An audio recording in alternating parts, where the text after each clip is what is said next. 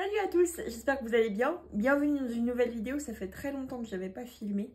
Aujourd'hui, on se retrouve pour un retour sur le Salon du Livre de Genève où je me suis rendue mercredi.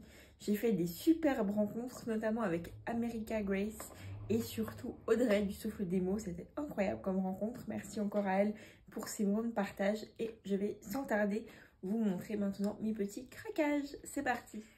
Voici maintenant le premier craquage de cette vidéo. Il s'agit des Brûleurs d'or, le tome 1, écrit par Alix Paria, publié chez Scrinéo. On va suivre Cléo qui est dans un institut enfermé, on ne sait pas pourquoi, et qui, entre ses quatre murs, attend simplement que les jours passent, en rêvant de magie, d'aventure, mais qui n'arrive pas. Jusqu'au jour où elle va rencontrer un mystérieux jeune homme qui lui proposera de l'accompagner au château de Morcelieu, un château d'apprentissage pour les apprentis magiciens. Comme vous pouvez vous en douter. Cléo va donc s'y rendre, mais se rendre compte là-bas qu'elle est très vite dépassée par les autres apprentis.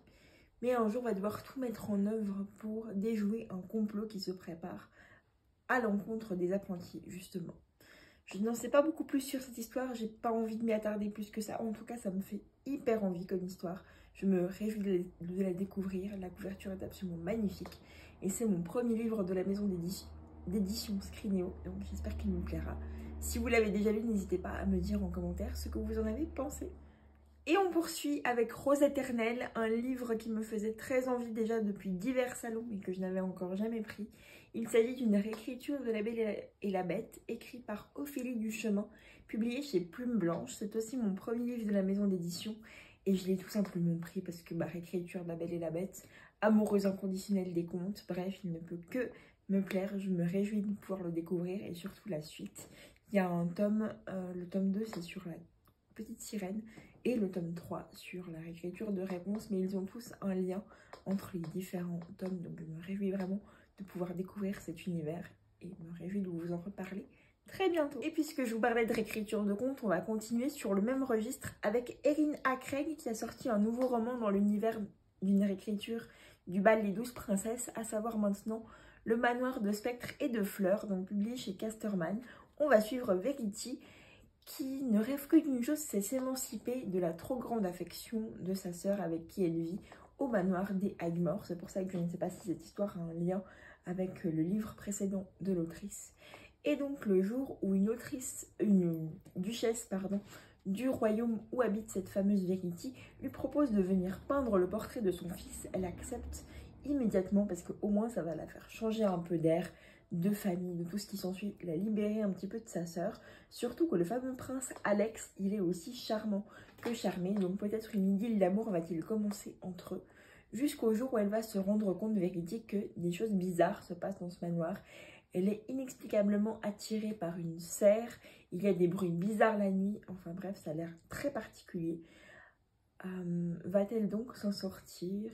Et déjà, va-t-elle s'en sortir vivante? Je me réjouis de découvrir cette histoire. J'avais déjà adoré la réécriture sur les 12 princesses.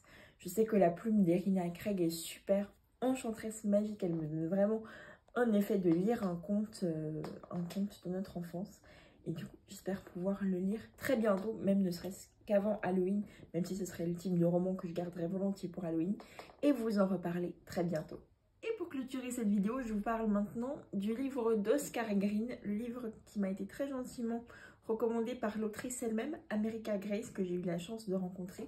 Cette fois-ci, ce roman est publié aux éditions Réan, ce sont des éditions suisses. Je trouve tout aussi important de pouvoir soutenir les auteurs de notre pays même dans lequel nous vivons, même si les auteurs français et autres sont tout aussi importants, mais les auteurs suisses ne sont pas encore assez connus à mon goût.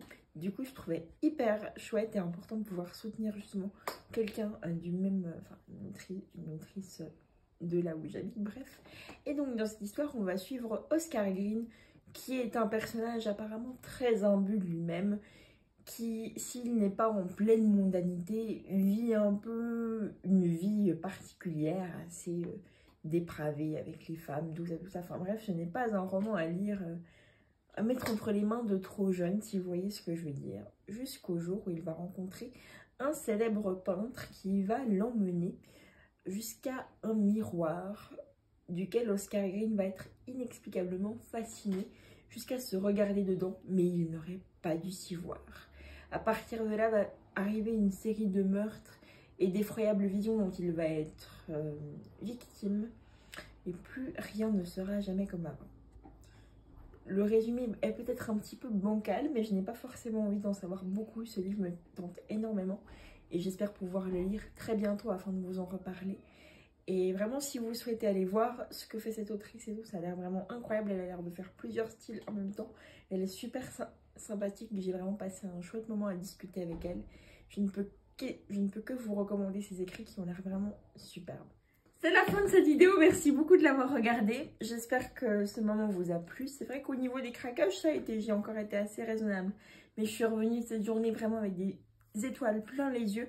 Je vous montrerai aussi, mais elle apparaîtra plutôt sur mon compte Instagram, donc n'hésitez pas à aller jeter un coup d'œil. La photo de ma rencontre avec Audrey du Souffle des Mots qui était vraiment super. Merci encore à elle et aussi à America Grace pour le temps qu'on a pris ensemble à pouvoir bavarder. J'adore vraiment l'ambiance des salons pour pouvoir rencontrer les auteurs, les entendre parler de leur histoire, avoir l'air aussi passionnés que s'ils te racontaient l'histoire en elles-mêmes et qu'ils se retiennent vraiment de pouvoir en dire plus pour ne pas dépasser le résumé. J'aime vraiment beaucoup cette ambiance. Je me réjouis de tous les prochains à venir que j'espère pouvoir vivre encore. Et surtout, je me réjouis de pouvoir lire très rapidement toutes ces belles histoires. Je vous dis à très bientôt pour n'importe quel type d'aventure que ce soit, livresque, cinématographique ou autre. Et je vous dis à très bientôt. Prenez soin de vous. Ciao!